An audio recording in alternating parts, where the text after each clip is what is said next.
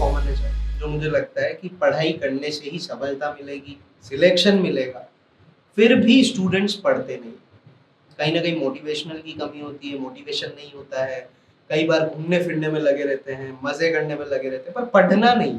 तो इसमें आपको क्या लगता है क्या फंडामेंटल सिस्टम काम करता है इंसान के दिमाग का? आप हम अ, हमने पहले भी बात की है इसके बारे में कि किसी प्रॉब्लम को अगर आपको सॉल्व करना है ना, तो सॉल्व करने से पहले उसको डायग्नोस करना पड़ेगा, आपको समझना पड़ेगा और वो सिंपल तरीके से उसके प्रोसेस से समझो। पिछली बार जब हमने बात की थी तो हमने आपको 3 प्रोसेस बताए थे कि कैसे काम करती है चीज़ें। अब ये बात सबको पता है कि पढ़ने से ही आपका सिलेक्शन होगा, तो आदमी पढ़ क्यों नहीं रहा है? तो अब आप इसको सिंपल तरीके से वापस से समझिए। ये टारगेट किसका है? एक्चुअल में आपको पढ़ना है और आपको जॉब चाहिए, ये आपके मन को चाहिए। हमारा जो मन है ना, उसको चाहिए ये सारी चीज़ें कि भाई मैं ये एस्पिरेशन चाहता हूँ यार, मैं दुबई घूमने जाऊँ, मैं आईएएस बन जाऊँ, मैं आरएस बन जाऊँ, मैं टीचर बन जाऊँ। तो ये हमारे मन की चीज़ें हैं। लेकिन काम अगर आप देखोगे ना, उस हमारे जो स्ट्रक्चर है, जिस तरीके से हम काम करते हैं, काम हमारे दिमाग को करना होता है। कोई भी काम आप करोगे तो करोगे। तो इसका मतलब ये है कि मन तो अलग है और दिमाग अलग है। तो ये तो डिसाइड करता है कि क्या करना है। ये आपको रोज इच्छाएं थोपेगा कि ये कर दो, वो कर दो। इसलिए लोग बड़े बड़े सपने हैं ये यहाँ से देखेगा, लेकिन एग्जीक्यूट इसको करना है। रिजल्ट किस चीज से आएगा? इससे या इससे? ऑब्वियसली दिमाग से आएगा। तो हम सिर्फ क्या मन की बातें सुन रहे हैं और हम मन के ऊपर ही करते हैं। मोटिवेशन सिर्फ मन पे काम करता है, दिमाग पे काम नहीं करता। दिमाग का अपना एक सिस्टम है, वो उसी अलग ही तरीके से होता है काम उसका। करेगा। हाँ। तो इसको आप ऐसे समझ लो, जैसे एक तो होते हैं नेता और एक होते हैं ब्यूरोक्रेट्स। तो जो नेता होते हैं ना, वो जाके वादे करते हैं, आपको ये दे देंगे, वो दे देंगे, ये मन है। लेकिन एग्जीक्यूट किसको करना है? बजट ही नहीं है हमारे पास, सही बात। कैसे एग्जीक्यूट करेंगे? तो स्कीम्स फेल हो जाती। ठीक वैसे ही आप समझो मन है, वो ये डिसाइड करता है कि भाई मेरे को पढ़ना है। आप आपके चाचा के लड़के का सिलेक्शन हो गया या किसी की अच्छी जगह शादी हो गई या कहीं कुछ देख के आया, तो आपको लगा अब मैं आईएएस की तैयारी ही करूंगा। लेकिन काम किसको करना है? दिमाग को। तो हम मन को तो समझते हैं, लेकिन हम दिमाग कैसे काम करता है उसको कभी नहीं समझते हैं। तो होगा क्या? मन में मोटिवेशन है तो वो इस दिमाग को ऐसे पकड़ेगा, ऐसे फैट से, गर्दन से। जैसे नेता वगैरह होते हैं ना, कि वो आपके किसी भी ब्यूरोक्रेट को ऐसे बड़ी भीड़ में डांट देते हैं या ऐसा कुछ भी कह देंगे वो आपको। वो क्योंकि उनके पास में पावर है तो वैसा कर लेंगे। थोड़ी देर उस समय तो वो ब्यूरोक्रेट कुछ नहीं बोलेगा, लेकिन इसके बाद जब काम करने आएगा ना, तब वो सारे नियम कायदे कानून सब निकालेगा, बोलेगा ये ऐसे नहीं हो सकता, वैसे नहीं हो सकता, पैसे नहीं, ये नियम। ठीक वैसे दिमाग भी काम करता है। वो आपके प्रेशर में तो आ जाएगा कि ठीक है, प्रतिज्ञा ले ली आपने भाई साहब, न्यू ईयर के दिन रेजोल्यूशन दे दिया, इतने दिन जिम जाऊंगा। लेकिन अब दिमाग जो है ना आपका, अब वो खेला करना शुरू करेगा। तो एक छोटी सी चीज समझिए आप। आपने कभी ऐसे देखा है कि आप जिम जाने का मन कर रहा है, अभी आप ऐसे समोसे ठूस रहे हो, जिम भी नहीं जा रहे हो, कुछ भी नहीं कर रहे हो। अगर आप सिंपली एक चीज कर लो उसके अंदर से कि आप आज रोज सुबह 5 किलोमीटर दौड़ने जाओ, इसके अलावा उतने ही समोसे खाओ, इसके अलावा आप उतना ही सो, सब कुछ उतना ही करो, पर सिर्फ 5 किलोमीटर दौड़ो, तो आपको क्या लगता है इससे आपकी हेल्थ में सुधार नहीं आएगा? आएगा। लेकिन ये काम किसको करना है? दिमाग को करना है। उसको दिमाग को इंस्ट्रक्शन देना है। वो क्या करेगा? सबसे पहले आपको 5 किलोमीटर दौड़ाएगा। जब आप आ रहे होंगे फिर आप एक समोसा खाने जाओगे, तो वो आपको कहेगा पागल है क्या, तो अभी अभी तो एक्सरसाइज भी कर रहा है, फिर तेरे पे कैसे असर करेगा? तो अब आपके दिमाग ने क्या आपको बेवकूफ बनाया? आपको 2 काम दे दिए उसने। पहले कहेगा 5 किलोमीटर दौड़, फिर कहेगा समोसा मत खा। ठीक है, अब आप एक दूसरे दिन समोसा नहीं खाया, अब तीसरे दिन वो आपको क्या कहा? तो एक काम कर, मूंग भिगा। देखो तीसरा काम बढ़ा दिया उसने आपके। अब वो आपको कहेगा मूंग, अब आप तो मूंग भिगा रहे हो भाई साहब, बादाम भिगा रहे हो, सुबह उठ के जा रहे हो। फिर वो आपको कहेगा एक काम कर, तू अच्छे कपड़े लेके आ और तू ये कर, तू वो आप देखो, आपका सिंपल प्रोसेस था, आपको 5 किलोमीटर दौड़ना था, पर दिमाग को वो काम नहीं करना था। तो दिमाग क्या करेगा? वो एक काम जैसे ही आप करोगे, आपको 5 और चीजें बताएगा, ये भी कर, ये भी कर, ये भी कर, ये भी कर। अब होगा, आप वो करोगे, फिर एक दिन क्या होगा? आप इसमें से एक भी नहीं करोगे। छठे दिन आप देखोगे ना तो 5 किलोमीटर दौड़ रहे हो, ना मूंग भी रहे हो, ना कुछ भी नहीं करोगे। तो दिमाग का अपना एक तरीका होता है, वो सीधे कभी भी आपको मना नहीं करेगा। ब्यूरोक्रेट कभी मना नहीं करता है कि काम नहीं करूंगा। वो क्या करेगा? आपको उलझा देगा। आपका दिमाग वैसे ही आपको उलझा देगा। तो अभी हम उस बात पे आते हैं आपकी कि आखिर सब, जबकि सबको पता है कि पढ़ने से ही सिलेक्शन हो, लेकिन काम किसको करना है? दिमाग को करना है। तो हम दिमाग को नहीं समझते। अब दिमाग के काम करने के अपने प्रिंसिपल्स हैं। उन प्रिंसिपल्स को अगर आप अडाप्ट कर लो ना, तो आपका काम यूं हो जाएगा। मैं आपको सिंपल सा बताता हूँ कि अगर किसी भी चीज का फीडबैक, हमारा जो ब्रेन बना हुआ है ना, वो फीडबैक से ड्राइव होता है। फीडबैक से इतना ड्राइव होता है कि अगर फीडबैक है तो आपकी जान बच जाएगी, और फीडबैक नहीं हो तो आपकी जान चली जाएगी। जैसे कोरोना और कुष्ठ, मतलब जो लेप्रोसी बोलते हैं जिसको, जिसमें आप, या कुष्ठ हो जाता है, उसमें आप कैसे स्किन खराब हो जाती है। ठीक है, तो कंटीजियस नहीं होती वो बीमारी। अगर आप देखोगे ना, आप उसके पास में बैठोगे, उसके साथ खाना खाओगे, कुछ नहीं होगा उसके अंदर ही। लेकिन अगर एक कुष्ठ वाला आदमी आपके सामने टेबल पे बैठा है, तो क्या आप उसकी थाली में खाना खाओगे उसके साथ? हम उससे दूर रहेंगे, हम रिएक्ट करते हैं कि मैं उससे दूर रहूंगा। क्यों? क्योंकि आपके दिमाग डेटा प्रोसेस कर, अरे यार इसको ये बीमारी है, दिख रही है, रिफ्लेक्ट हो रही है वो यहाँ से, वो खांस रहा है, चमड़ी दिख रही है, तो हम उससे डिस्टेंस मेंटेन करते हैं। अब कोरोना में क्या हुआ? कोरोना में आदमी एकदम चंगा भला है, भाई साहब ये आपके साथ में बैठा है, ये 10 दिन के अंदर आपकी जान ले सकता है ये आदमी, लेकिन हम आजा भाई गले मिल रहे हैं, सब कुछ कर रहे हैं। तो देखो दोनों केस में क्या हुआ, पहले में डेटा था, उससे हमें फीडबैक मिला, हमने क्या रिस्पॉन्स किया, मैं डिस्टेंस में रहूंगा, जबकि जान नहीं जा रही थी आपकी। कोरोना में वो डेटा है ही नहीं, वो फीडबैक नहीं है, तो आप जाके झप्पी हुआ रहे हो उसके साथ में, आप खुद बीमार हो रहे हो, लोगों की जान गई है, उन लापरवाहियों से जान गई है। तो हम डेटा को रिस्पॉन्स करते हैं। अब इसको पढ़ाई में अप्लाई कीजिए। आपने 8 घंटे लाइब्रेरी में पढ़ा, मुझे ये बताओ रिस्पॉन्स क्या मिला? मैं आपसे कहूँ आप 8 घंटे मेरे साथ में काम करो और 8वें घंटे बाद में मैं आपको ये ना बताऊंगा आपको क्या मिलने वाला है सैलरी, कितने दिन काम करोगे आप मेरे पास? सही बात है। नहीं करोगे ना। का अब आप पढ़ाई को फिर से अप्लाई करो, दिमाग को काम करना है। दिमाग 8 घंटे लगातार लाइब्रेरी में बैठ के किताबें पढ़ रहा है, जोश में किताबें भी लाया, सब कुछ लाया, लेकिन 8 घंटे बाद आपको एग्जैक्टली पता ही नहीं चला कि आपके साथ में क्या हुआ, ये पढ़ाई गई कहाँ, कितना आगे गए, कितना पीछे गए। नहीं तो आप क्या करोगे, एक दिन पढ़ोगे, आपका जोश ऐसा रहता है, पहले दिन ऐसे, दूसरे दिन भी ऐसे, तीसरे दिन थोड़ा ड्रॉप, चौथे दिन ड्रॉप, 5वें दिन ड्रॉप। नहीं, जिम में लोग क्यों नहीं जाते हैं? 3 दिन आप जाओगे ना तो आपको ऐसे मसल्स में फ्लैक्स दिखेगा, आपको दिखेगा, लेकिन 10वें दिन के बाद में नहीं दिखेगा, तो आदमी 15वें दिन बाद में जिम भी छोड़ देता है। तो दिमाग के काम करने का अपना तरीका है फीडबैक। अगर वो फीडबैक नहीं है तो आपके एजुकेशन के अंदर, आप जो कह रहे हो ना कि पढ़ाई लोग कंसिस्टेंटली क्यों नहीं करते, 5 दिन तो फीडबैक कैसे मिलता है? पापा भी ऐसे कहते हैं, हाँ आज तो तैयार होकर लाइब्रेरी जा रहा है, आपके अंदर प्रेशर है तो आप दूसरे दिन भी जाओगे, तीसरे दिन आप देखोगे आपको कुछ फील भी होगा, 2 दोस्त भी बनेंगे, नई किताबें भी लाओगे, या फीडबैक मिल रहा है। जैसे ये फीडबैक खत्म हुआ, अब आपको वही किताबें पढ़नी है, उसी को रट्टा मारना है, वही सारी चीज़ें पढ़नी है आपको, तो आपका दिमाग वैसे काम करेगा, तो आप कंसिस्टेंटली वो काम कर ही नहीं सकते। तो पहली जो चीज़ है कि आपके इसके अंदर फीडबैक मिसिंग है। दूसरी जो चीज़ आपके एजुकेशन में मिसिंग है, आप पढ़ाई में जो मिसिंग है, वो है ऑब्जर्वेशन। तो जैसे मैं अपने यहाँ किसी हाउस होल्ड हेल्प के लिए किसी व्यक्ति को बुलाता हूँ, तो जब तक मैं रहता हूँ ना, वो काम बहुत शानदार तरीके से करता है। वो मान लो मैंने हाउस होल्ड हेल्प के लिए पोछा लगाना है, झाड़ू करना है, मैं रहूँगा तो अच्छे से करेगा, मैं नहीं रहूँगा तो क्या करेगा, ऐसे से मारेगा और निकल जाएगा। तो एक सिद्धांत है जो मेयो ने दिया, क्लासिक सिद्धांत है मैनेजमेंट है, उसमें ये होता है कि जब भी आप किसी के ऑब्जर्वेशन में होते हैं तो आपकी प्रोडक्टिविटी बढ़ जाती है। अब आप इसको एजुकेशन में अप्लाई करो, पढ़ाई में अप्लाई करो, कि आप पढ़ रहे हो, कोई देखने वाला ही नहीं है लाइब्रेरी के अंदर, आप घर पे बैठ रहे हो, कोई नहीं देख रहा, आपके पापा को तो समझ में नहीं आता है, मम्मी को भी नहीं समझ में आता है कि आप क्या पढ़ रहे हो, कैसे पढ़ रहे हो, कुछ भी ऑब्जर्वेशन नहीं है, आपको किसी को जवाब नहीं देना है, तो आप क्या करोगे? आप 5 दिन तो आप पढ़ोगे, खुद को जवाब दे रहे हो, कोई नहीं देख रहा था, आप किताब खोल के भी अंदर नेटफ्लिक्स चलाने लग जाओगे, तो उस कारण से आप पढ़ाई नहीं पढ़ रहे हो। क्यों? आपके पास में ऑब्जर्वेशन करने वाला कोई है ही नहीं, आपको डर ही नहीं है उस चीज़ का, तो उस दूसरे कारण से भी आपके पास में वो नहीं होता है।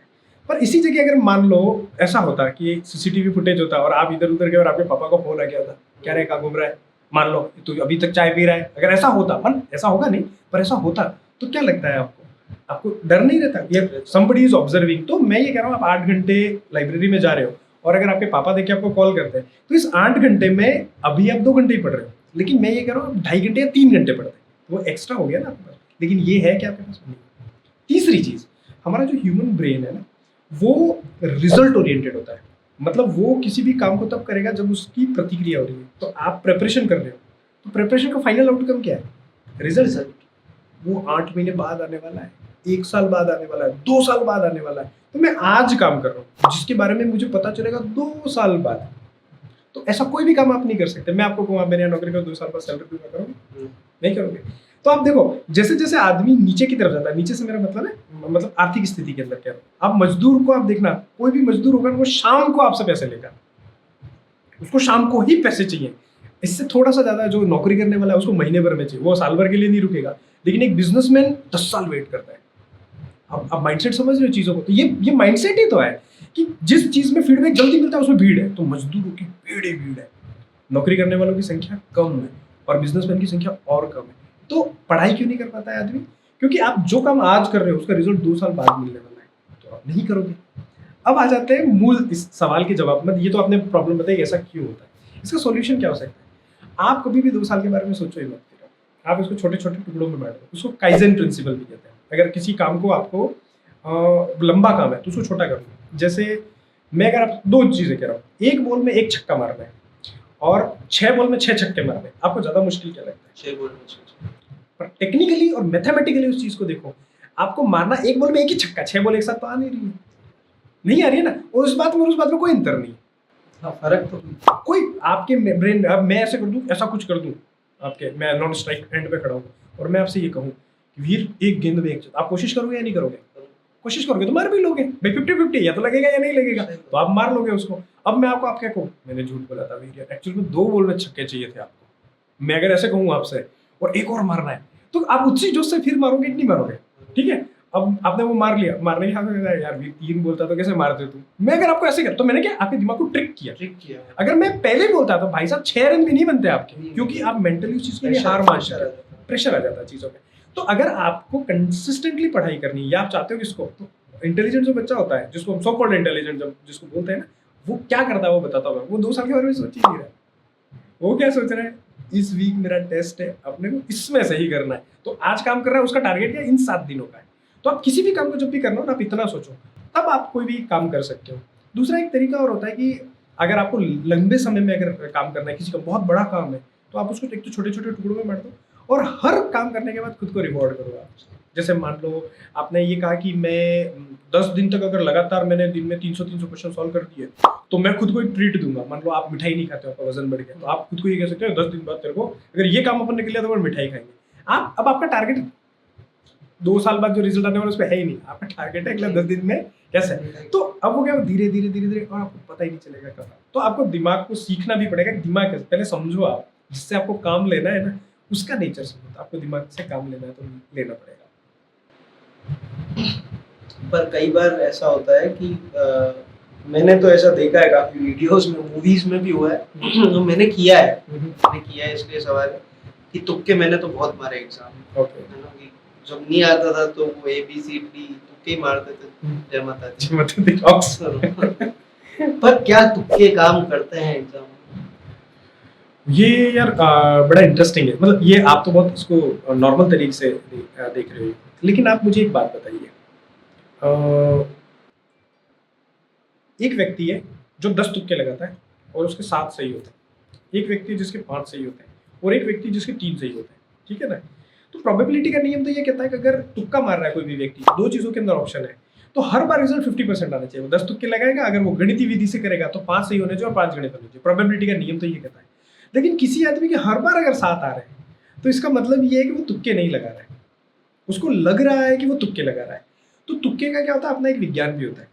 आप इस बात को ऐसे समझिए कि हम या तो डिसीजन लेते हैं, या तो हम किसी चीज़ के ऊपर डिसीजन लेते हैं, या फिर हम तुक्के लगाते हैं। हम ये बोलते हैं कि ये तुक्का है। हम थोड़ी सी लैंग्वेज चेंज करते हैं, या तो मैं तुक्का मारूंगा या मुझे एग्जैक्टली पता होगा। तो तुक्का क्या होता है एग्जैक्टली? जैसे मैं किसी व्यक्ति को देख के और ये कहूँ कि ये व्यक्ति ये होगा, तो ये मैं अजम्पशन लगा रहा हूँ, लेकिन मुझे कैसे पता चले ये बात कि ये व्यक्ति वैसा ही होगा, और वो वैसा ही निकलता है।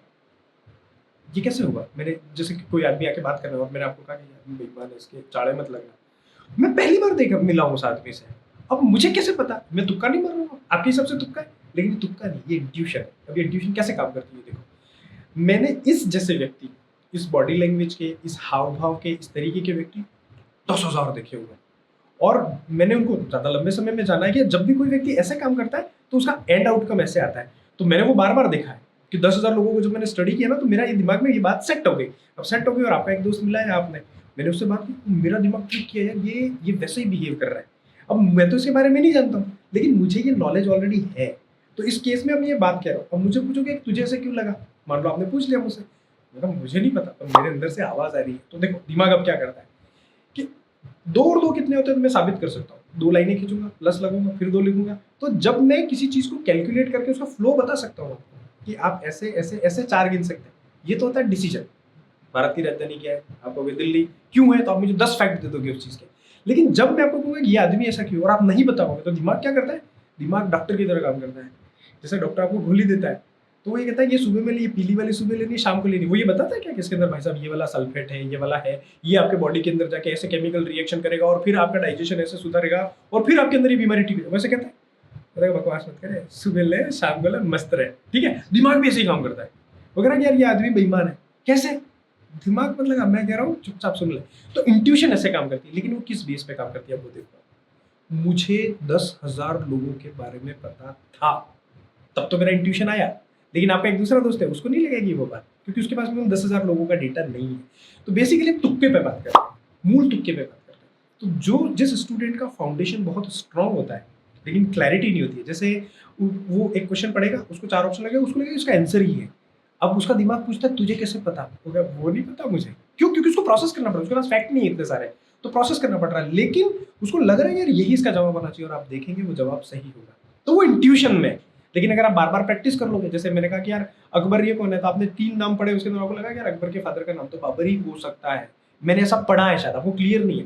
लेकिन आप 50 बार पढ़ेंगे तो आप क्लैरिटी से कहेंगे, नहीं बाबर ही मुझे पता है। अभी मैं क्या कर रहा हूँ? मुझे लग रहा है। तो जब मैं कहता हूँ मुझे लग रहा है, तब भी मुझे वो मैंने कहीं न कहीं तो पढ़ी थी। मैंने 2-4 बार पढ़ी थी। इसलिए मेरा इंट्यूशन डेवलप हुआ। और अगर मैंने 50 बार पढ़ी होती तो क्लैरिटी से होता। हम कभी भी अपने नाम के बारे में तो नहीं कहते मुझे इंट्यूशन है, वो डिसीजन होता है हमारा। तो अगर आपको ये लगता है कि किसी स्टूडेंट के तुक्के ज़्यादा लग रहे हैं, या किसी आपको लगता होगा कि मेरे तुक्के गलत होते, मेरे आपके दोस्त ने बहुत ज़्यादा पढ़ाई की है, उसको पता नहीं है बस एग्जैक्टली उसका आंसर ये, लेकिन उसके आंसर ज़्यादा होंगे। आप जितना जैसे जैसे आप ज़्यादा पढ़ेंगे, जैसे जैसे आप सीनियर होते जाएंगे, वैसे वैसे आपके तुक्के भी ज़्यादा लगेंगे। तो तुक्कों का विज्ञान इस तरीके से काम करता है। तो तुक्का ऐसे कोई हवा में कुछ नहीं होता है, किस्मत है या ऐसा कुछ भी नहीं है। अब मैं आपको एक फेमस एग्जांपल बताता हूँ।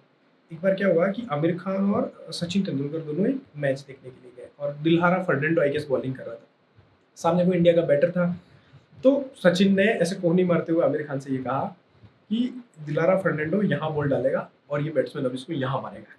ठीक है, उसने बॉल डाली, एक बॉल वो फेंक चुका था, 5 बॉल बची हुई थी, उसने वहां बॉल डाली, उसने मारा और स्टैंड में। दूसरी उसने बोला कि अब ये बैट्समैन जो है ना वो क्रीज के बाहर आके खड़ा हो जाएगा थोड़ी देर। अब वो चल रहा है, वो मारा और कर रहे हैं वो हाई फाई। अब उसने बताया एग्जैक्टली उसने वैसे ही किया। अब उसने बताया ये बॉलर अब यहाँ बॉल डालेगा और ये बैट्समैन इसको ऐसे खेलेगा। उसने 4 बॉलों के बारे में प्रेडिक्ट किया, 4 की 4 बॉल ऐसे पड़ी। तो आप मुझे बताओ कि सचिन तेंदुलकर भविष्य वक्ता है या ये उसकी इंट्यूशन कैपेसिटी है? ठीक है, अगर उसकी इंट्यूशन, मान लो अगर इंट्यूशन कैपेसिटी किसी आदमी की स्किल होती, तो बताओ सचिन तेंदुलकर से बात करो और उसको बोलो कि शेयर मार्केट में बताओ सर क्या होगा। उसका जिस फील्ड में एक्सपीरियंस है उसमें। तो किसी फील्ड में एक्सपीरियंस होने का बेसिक मतलब क्या होता है? किसी फील्ड के मेरे पास में उस फील्ड से रिलेटेड इतना डेटा है कि उसके ऊपर मेरे पैटर्न माउंट होते हैं, और मैं फिर उससे कहता हूँ मुझे इंट्यूशन आता है। तो टेस्ला को कभी भी हिस्ट्री के अंदर नहीं आएंगे, वो हरारी को ही आएंगे इंट्यूशन, वो इंट्यूटिवली उसी में काम करेगा। सचिन तेंदुलकर क्रिकेट में ही इंट्यूटिव हो सकता है, रोनाल्डो फुटबॉल में होगा, क्योंकि उसका डेटाबेस बहुत ज़्यादा है। तो अगर किसी स्टूडेंट के बारे में भी हम बात करें, किसी के तुक्के अच्छे लग रहे हैं, तो उसको पता नहीं है, उसका पढ़ा हुआ है, हवा में कुछ भी नहीं होता है। नहीं, मुझे चाइनीज में नहीं आता है ना इंट्यूशन, क्यों? मेरा बेस नहीं है, डेटा बेस नहीं है। इसलिए तुक्के का जो साइंस है, आप जो कह रहे हो कि तुक्के किसी के लगते नहीं लगते, बाहर से आपको ऐसा लग सकता है, आप उस व्यक्ति से जल सकते हैं, लेकिन ऐसा है नहीं। वो एक्चुअली साइंटिफिकली इसी तरीके से, मनोवैज्ञानिक स्तर पर इसी तरीके से काम करता है। तो अगर आप ये चाहते हैं कि आपके भी तुक्के अच्छे हों, तो आपके पास कोई ऑप्शन नहीं, सिंपली प्रैक्टिस, और आप जितना ज्यादा पढ़ेंगे उतने ज्यादा आपके तुक्के सही होंगे। पर ऐसा होता है ना कि पढ़ने का जब हम कोशिश करते हैं तो हमें याद नहीं होता है। मतलब मुझे तो नहीं होता था बचपन में, और मेरे को लगता है बहुत ऐसे रहे होंगे लोग जिनको बहुत कोशिश करते थे फिर भी याद नहीं होता था। तो ये याद करने के पीछे दिमाग कैसे काम करता है? ये एक्चुअली क्या होता है कि हमारे दिमाग का एक बहाना होता है कि जैसे मुझे कोई काम नहीं करना हो, तो मैं क्या करूँगा, मैं ऐसे ऐसे आपको, मेरे एक दोस्त है दीपक, वो हमेशा ये कहते हैं कि भाई साहब अगर आप कोई काम नहीं करना चाहो ना, और कोई और आपसे करवाना चाहता है, तो आपके अंदर इतनी ताकत है कि आप उस सामने वाले आदमी को कन्विंस कर लोगे कि ये काम नहीं हो सकता। मतलब आपका दिमाग इतना पावरफुल होता है। तो होता क्या है कि आपको कोई चीज़ कैसे याद होगी उसके बारे में भी मैं आपको बात बताता हूँ कि दिमाग कैसे काम करता है। लेकिन इससे पहले कि अगर कोई काम आपको नहीं करना है ना, तो आप उसके बहाने ढूंढ ही लोगे। अब आपको याद नहीं हो रहा है, तो जैसे आपने ये बात कही, तो ये बात हज़ारों लोग करते हैं। क्यों? क्योंकि उसको 15 बार पढ़ना पड़ेगा। आपने 3 बार पढ़ा है, नहीं याद होगा, हो ही नहीं सकता है वो आपको याद 3 बार में। और आप कह रहे हो मुझे याद नहीं हो रहा है। भाई साहब अगर कोई चीज़ आप नज़र में देखो और आपको याद होने लग जाओ, तो आपकी ज़िंदगी फिर 1 साल से ज़्यादा नहीं है। अगर हर चीज़ आपको याद होने लग जाए ना, आप सोचो अगर आपके जीवन में कोई बुरी घटना घटी है, वो याद हो गई है, तो आप जिंदा कैसे रहोगे? आपको तो याद होती रहेंगी। अब आप नीचे जा रहे हो तो आपको कुत्ता याद हो गया, आप सड़क पे जा रहे हो किसी की लड़ाई याद हो गई। ये हमारा दिमाग इसके लिए थोड़ी बना हुआ है। हमारा दिमाग देखता है कि यार मेरे लिए क्या इंपॉर्टेंट है, मैं उसी चीज़ को याद रखूंगा। अब आप क्या कर रहे हो, किताब पढ़ रहे हो, लेकिन आपने अपने दिमाग को ये बताया ही नहीं कि मेरे लिए इंपॉर्टेंट है। आपने किसको बताया? मन को। मन को क्या बताया? ये किताब बहुत इंपॉर्टेंट है, इसको पढ़ ले, इससे तो पास हो जाएगा। दिमाग को ये बात नहीं पता। तो दिमाग क्या करे, आप पढ़ कौन रहा है? दिमाग पढ़ रहा है ना, तो वो उसको पढ़ेगा, वो उसको मतलब वो कंसिडर ही नहीं करेगा उसको। तो मैं आपको एक छोटी सी चीज़ बताऊँ, आपका घर है, ठीक है, और आपके यहाँ पे एक पिलर लगा हुआ है, आपके घर के बाहर नुक्कड़ पे पिलर लगा हुआ है। आपके क्या काम का है वो? उस इन्फॉर्मेशन का क्या करोगे? अचार डालोगे? नहीं ना। पर आपको वो याद है। अब बताओ क्यों याद है? मेरे घर के बाहर रोज देखता हूँ। रोज देखते हो, रिपीटेशन है उसके अंदर, लेकिन आपकी इन्फॉर्मेशन तो कोई काम की नहीं है ना। अब हमारा हम एक फेमस एग्जांपल यूज करते हैं। मान लो ये एक बहुत बड़ा कॉम्प्लेक्स है, एक सोसाइटी है। इस सोसाइटी के अंदर मैंने आपसे आके पूछा, आप और मैं चाय पे बैठे हुए हैं, कि यार वीर वो नीचे एक लाल गाड़ी किसकी है? हाँ वैसे कहते हैं कौन सी लाल गाड़ी? मैं कह रहा यार एक लाल गाड़ी देखी थी यार, मुझे बड़ी अच्छी लग रही थी यार। अब ये बात आई गई होगी, ठीक है। अच्छा वो लाल गाड़ी सालों से है, लेकिन आपको कोई मतलब नहीं उस लाल गाड़ी से, आपने कभी देखी भी नहीं, आपने गौर भी नहीं किया। और अब आपका दिमाग कैसे काम करेगा? आप देखो, मैं तो चला गया, आप सुबह शाम को बैडमिंटन खेलने के लिए नीचे उतरे और वो लाल गाड़ी गई, आपका दिमाग क्या करेगा बताओ? वो आपका दिमाग ऐसे देखेगा, ऐसे अच्छा लाल गाड़ी, क्या नंबर है, कौन बैठा हुआ है। अच्छा इससे पहले तो कभी नोटिस नहीं किया आपने, किसी ने बोला ही नहीं उसके बाद। तो अब एक्चुअली में ये किसने डिसाइड किया? ये दिमाग ने डिसाइड किया, आपके मन ने नहीं। आपके मन को क्या काम है इससे? कोई काम नहीं, लेकिन आपके दिमाग को ये कि यार इस आदमी ने मुझसे ये सवाल पूछा था, मुझे इसका जवाब नहीं पता था, इसका मतलब ये मेरे लिए इंपॉर्टेंट है। तो अब वो लाल गाड़ी फालतू इन्फॉर्मेशन है, पर दिमाग को इंपॉर्टेंट लग रही है, तो दिमाग उस चीज को याद करने लगा। अगर हम ये बात समझ जाए ना, तो हम अपने दिमाग के साथ में खेल सकते हैं, हम दिमाग को उस डायरेक्शन में ले जा सकते हैं।